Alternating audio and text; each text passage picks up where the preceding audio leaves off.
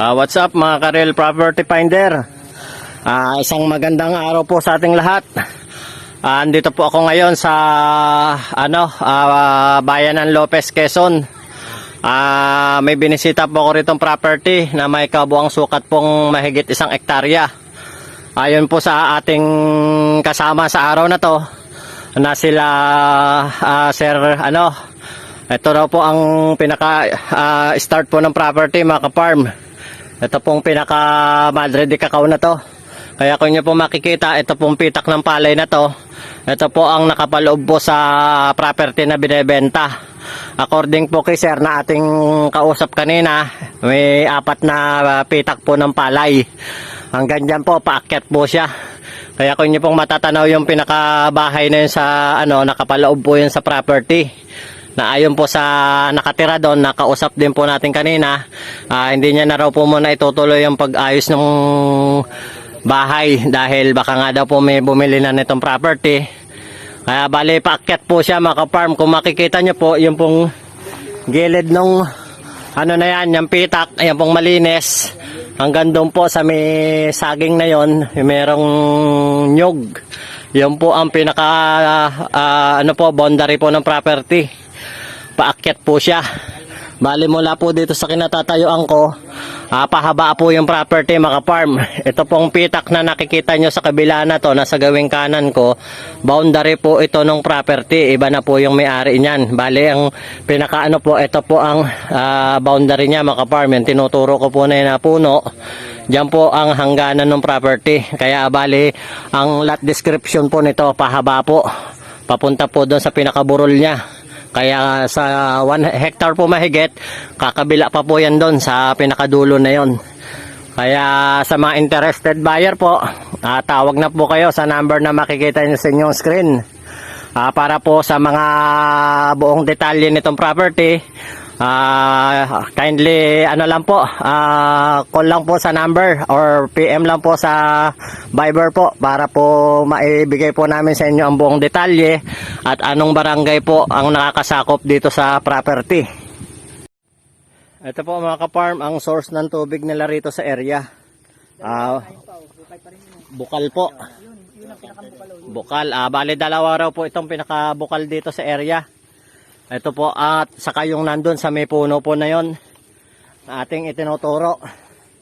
Bale ito pong property mga farm ay may more or less daw po meron pa po rito mga 200 kapuno ng nyog at marami pong mga saging. Mangilan-ngilan na lang po yung mga hardwood dito sa area, kagaya lang po nitong mga I think Gemini na po yung nando sa gawin na yon. Bale ang hangganan po ng property mga ka-farm, ito pong bago dumating sa kubo na to. Ito pong pitak na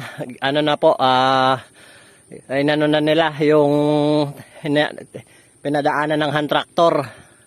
Yan po yan. Tapos yung may talahib na yon, hanggang doon po sa may, kung mapapansin nyo po yung tinuturo ko na anahaw, ayan po, paakyat po siya doon. Yan po yung property na ating binisita sa araw na to.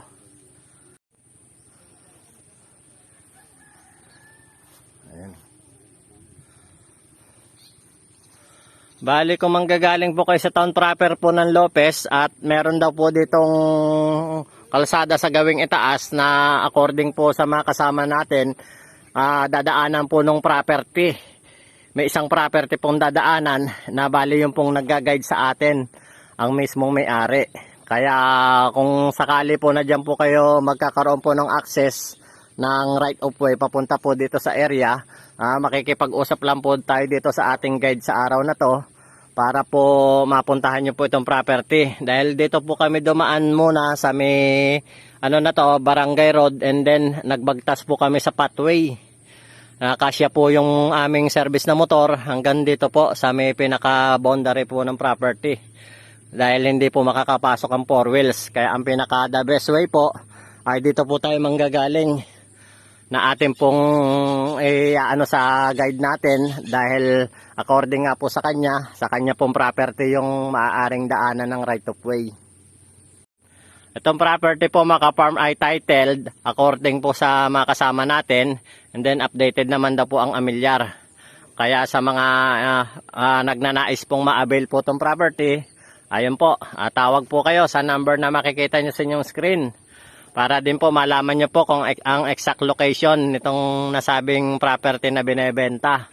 Hindi na po ako nagbabanggit sa ngayon ng exact na location po ng property dahil po sa may mga kasama tayo minsan dyan na ating tinutuntun po ang ating mga ibineblog.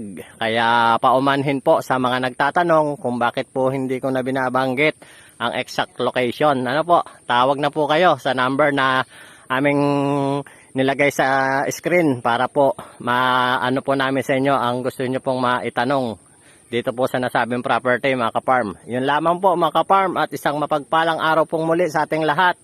Gabayan po tayo ng Panginoon sa araw-araw sa mga pagsubok at mga pinagdadaanan ng ating mga araw-araw na gawain. Maraming salamat pong muli mga ka-farm.